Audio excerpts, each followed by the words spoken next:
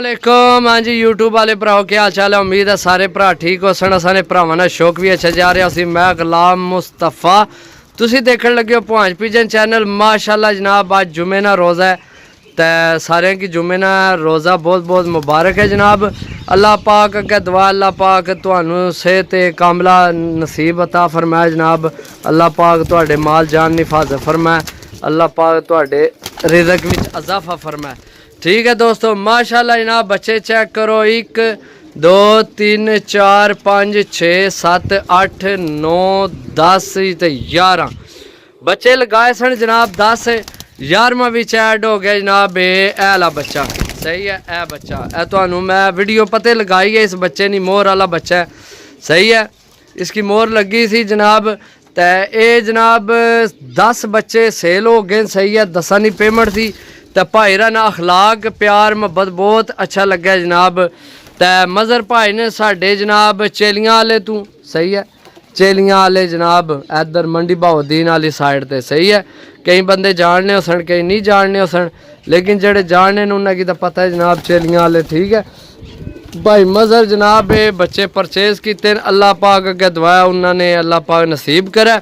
बाकी जनाब उन्होंने अखलाक प्यार मुहब्बत अच्छा लग्या। तो इस गल्ला जनाब ए बच्चा विच ये असां अपनी तरफ गिफ्ट दिता है मोहर वाला बच्चा सही है।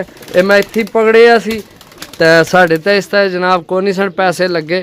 तो इस गल्ला जनाब असी आख्या भाई की जनाब गिफ्ट दे छोड़िए सही है। तो भाई की जनाब बच्चों की ज़रूरत भी है।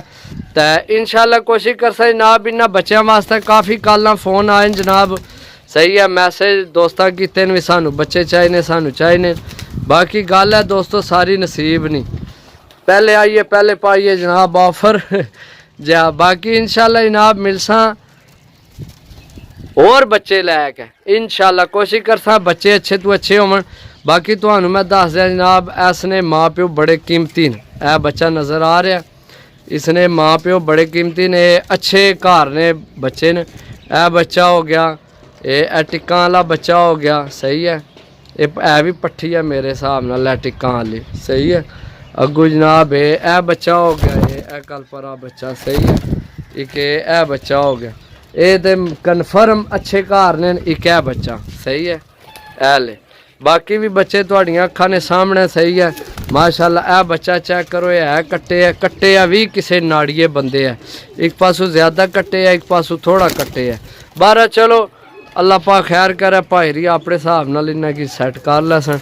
बाकी मिल सा अगली वीडियो तब तक इजाज़त दो। अल्लाह सुनने वाला अल्लाह हाफिज़।